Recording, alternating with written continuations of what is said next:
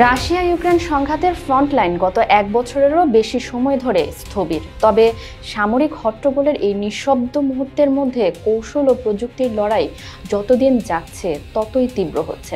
উভয় পক্ষই একে অন্যের দুর্বলতা খুঁজে বের করার চেষ্টা চালিয়ে যাচ্ছে, যেন প্রতিটি তথ্য, প্রতিটি লক্ষ্য একটি নতুন যুদ্ধের সূচনা করছে। বিশেষ করে রাশিয়ার ইস্কান্দার এম ক্ষেপণাস্ত্র এবং 9M729 ক্রুজ ক্ষেপণাস্ত্রের নতুন উদ্ভাবন ইউক্রেনের আকাশ প্রতিরক্ষা ব্যবস্থাকে একেবারে নড়বড়ে করে দিয়েছে। আজকের খবর সংযোগের টপ নিউজে আমরা এই প্রযুক্তিগত যুদ্ধের খুঁটিনাটি, কৌশল এবং তা থেকে নতুন বিপদের গল্পটি বিস্তারিত আলোচনায় তুলে ধরব। আশা করছি সঙ্গে থাকবেন। এই ক্ষেপণাস্ত্রের প্রধান বৈশিষ্ট্য হলো এর কোয়াজি ব্যালিস্টিক ট্র্যাজেক্টরি। ক্ষেপণাস্ত্রটি আকাশে থাকাকালীন সময়ে মধ্যপথের দিক পরিবর্তন করতে পারে, হঠাৎ গতিবেগ কমাতে বা বাড়াতে পারে, খাড়া নিচে নামতে পারে এবং শেষ মুহূর্তে আচমকা ম্যানুভার করতে পারে। কিছু মডেল রয়েছে রাডার ডিকয় ডিভাইস, যা রাডারকে বিভ্রান্ত করে ভুয়া সংকেত ফেরত পাঠায়।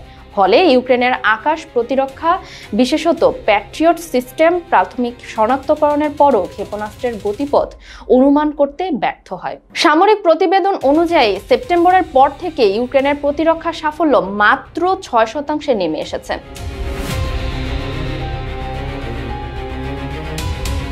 ইউক্রেনের আকাশ প্রতিরক্ষা হারানোর সহজ কারণগুলো হলো: 1. রাশিয়া ক্রমাগত ইস্কান্দার ও অনুরূপ ক্ষেপণাস্ত্র উৎপাদন করছে, কিন্তু ইউক্রেনের হাতে সীমিত সংখ্যক প্যাট্রিয়ট ব্যাটারি ও ইন্টারসেপ্টর আছে। 2. কোয়াজি ব্যালিস্টিক ম্যানুভার ও ডিকয় ডিভাইসের কারণে রাডার বিভ্রান্ত হচ্ছে। 3. পশ্চিমা প্রতিরক্ষা শিল্প দ্রুত সরবরাহ দিতে পারছে না, সফটওয়্যার ও হার্ডওয়্যার আপগ্রেড দেরিতে হচ্ছে।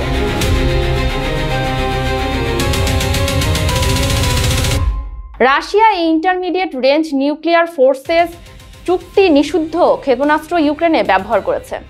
9M729 ক্ষেপণাস্ত্র 1200 থেকে 2500 কিলোমিটার পর্যন্ত যেতে পারে এবং পারমাণবিক বা প্রচলিত উভয় ধরনের ওয়ারহেড বহন করতে পারে। এর ব্যবহার 2019 সালে ট্রাম্প প্রশাসনকে INF চুক্তি ত্যাগ করতে বাধ্য করেছিল। ফলে কেবল ইউক্রেন নয়, পুরো ইউরোপের নিরাপত্তার জন্য এটি নতুন হুমকি সৃষ্টি করেছে।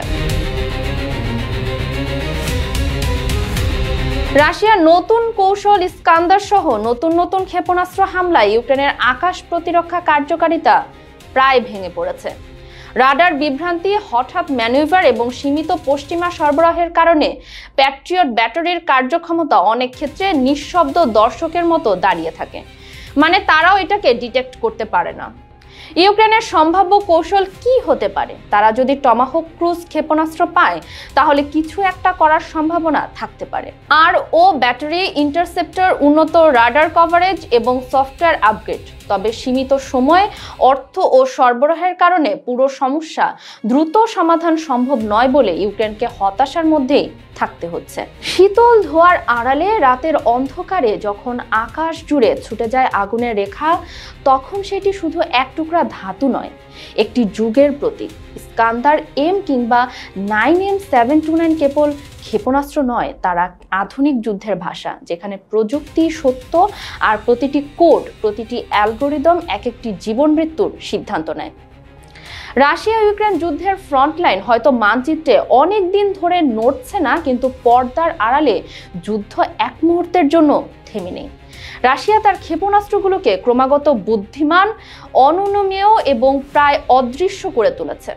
অন্যদিকে ইউক্রেন একটি দেশ যা আকাশের প্রতিটি ঝলককে ভয় নয়, বরং প্রতিরোধের প্রতীক হিসেবে দেখে। তারা এখনো দাঁড়িয়ে আছে সীমিত প্রতিরক্ষা, সীমিত সময়, কিন্তু অসীম সাহস নিয়ে। এই যুদ্ধে বন্দুকের শব্দের চেয়ে বড় হয়ে উঠেছে সফটওয়্যারের হিস হিস শব্দ, রাডারের তরঙ্গ, সাইবার নেটওয়ার্কের নিঃশব্দ লড়াই। এ যেন এক নতুন অধ্যায়, যেখানে যুদ্ধ আর মানুষে মানুষে নয়, যন্ত্রে যন্ত্রে, অ্যালগোরিদমে। তবুও এই সমস্ত প্রযুক্তির আড়ালে রয়ে গেছে মানবিক গল্প, একজন ইউক্রেনীয় সৈনিকের আকাশের দিকে তাকিয়ে থাকা চোখ, এক রুশ ইঞ্জিনিয়ারের নিঃশব্দ গর্ব আর ইউরোপের অস্থির নিঃশ্বাস, যে জানে এই আগুন একদিন সীমান্ত পেরিয়ে আসতে পারে। যুদ্ধ এখন শুধু সীমান্তের নয়, এটি সময়ের বিরুদ্ধে প্রতিযোগিতা। কে আগে শিখবে, কে আগে মানিয়ে নেবে, আর কে আগে পতন ঠেকাবে, এই প্রশ্নই হয়ে উঠেছে আধুনিক ভূরাজনীতির কেন্দ্রবিন্দু। আর সেই বাস্তবতায় রাশিয়ার ইস্কান্দার শুধু এক ক্ষেপণাস্ত্র নয়, এটি এক বার্তা। যুদ্ধের নীরবতা কখনোই শান্তির প্রতিশ্রুতি নয়।